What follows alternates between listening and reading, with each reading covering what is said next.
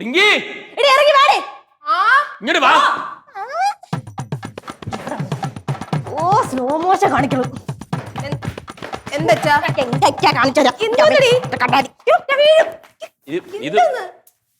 എന്തുവാടി ഇത്? ഇത് ഇത് നിനക്ക് ഇത് എങ്ങനെ ചെയ്യാൻ സാധിച്ചു? നീ എന്നെ പറ്റി ആലോചിച്ചോ? ഇല്ലല്ലോ. വേണ്ട. പുലിനട വീട്ടിലെ അപ്പൂപ്പനെ പറ്റി ചിന്തിച്ചോ? ഇല്ലല്ലോ. വേണ്ട. മാമനെ പറ്റി ചിന്തിച്ചോ? അതും ഇല്ല. അതിനെ നീ അച്ഛനെ പറ്റി ഓർത്തോടി. നിന്നെ ഏറ്റവും കൂടുതൽ സ്നേഹിക്കുന്ന ചിന്നുവിനെ പറ്റി ഓർത്താ ഇവളും ഉണ്ടല്ലോ. മനുഷ്യ നിങ്ങൾ ഇങ്ങനെ കിടന്ന് ബഹളം വെക്കാനും മാത്രം ഇവിടെ എന്ത് സംഭവിച്ചു? എനിക്കൊരു ഇഷ്ടം തോന്നി, അത് പറയാൻ വേണ്ടിയിട്ടാണ് രാവിലെ തൊട്ടേ ഞാൻ നിങ്ങളുടെ പുറകെ നടക്കുന്നത്. ഇങ്ങോട്ട് മാറി.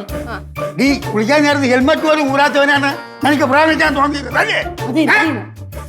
എന്തോന്ന് റിങ്കി ഈ വൃത്തിയായിട്ടല്ലേ നിനക്ക് കിട്ടിയോളൂ റിങ്കി? അയ്യോ, ആക്ച്വലി എനിക്ക് ഇതിനെയല്ല ഇഷ്ടപ്പെട്ടത്.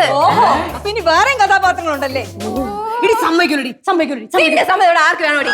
അച്ഛാ മക്കളെ, തലയിൽ വെച്ച പേനരിക്കുന്നു, താഴെ വെച്ച ഉറുമ്പരിക്കുന്നു പറഞ്ഞല്ലേടി നിന്നെ ഞങ്ങൾ വളർത്തിയത്. നീ ഞങ്ങളോട് ഇത് ചെയ്യണമായിരുന്നാ? അയ്യോ, എല്ലാരും കൂടി എന്നെ തെറ്റിദ്ധരിച്ചിരിക്കുകയാണ്. എവിടെയാ? എനിക്ക് ഇഷ്ടം തോന്നിയത് ഈ ചെക്കനോടല്ല, പിന്നെ ഇതൊരു മോഡലാണ്. ഈ ചെക്കന്റെ അടുത്ത് നിൽക്കുന്ന ബൈക്കിനെ കണ്ടോ? ഈ ലവ് അറ്റ് ഫസ്റ്റ് സൈറ്റ് എന്നൊക്കെ പറയൂലേ, എനിക്ക് ഈ ബൈക്കിനോടാണ് ഇഷ്ടം തോന്നിയത്, അല്ലാതെ ഈ പയ്യനോടല്ല. ബൈക്കിനോട്? ഞാൻ അപ്പോഴേ പറഞ്ഞില്ലേ അവൾ അങ്ങനെയൊന്നും പോണ കുട്ടിയല്ല എന്ന് ഞാൻ നിന്റെ അടുത്ത് പറഞ്ഞില്ലേ? അവൾക്ക് പ്രാമൊന്നും കാണൂലെന്ന്. ഞാൻ അവിടെ നിൽക്കില്ലേ, ഞാൻ പോണം.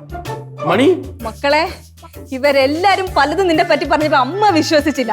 അമ്മയ്ക്ക് സത്യമായിട്ട് നിന്റെ നല്ല വിശ്വാസമായിരുന്നു. നീ ഒന്നും ചെയ്യില്ലെന്ന് എനിക്കറിയാം. പക്ഷെ ഇവളുണ്ടല്ലോ, ഇവളാണ് ഇതിന് എല്ലാത്തിനും കാരണം. ഇവൾ എന്തെന്നറിയോ? നീ ബൈക്കിനെ പറ്റി എഴുതി വെച്ചിരുന്നില്ലേ? അതെല്ലാം ഏതോ ചെറുക്കനെ പറ്റി എഴുതി വെച്ചതാണെന്ന് പറഞ്ഞ് ഞങ്ങളെ വായിച്ച് കേൾപ്പിച്ചു. സത്യം.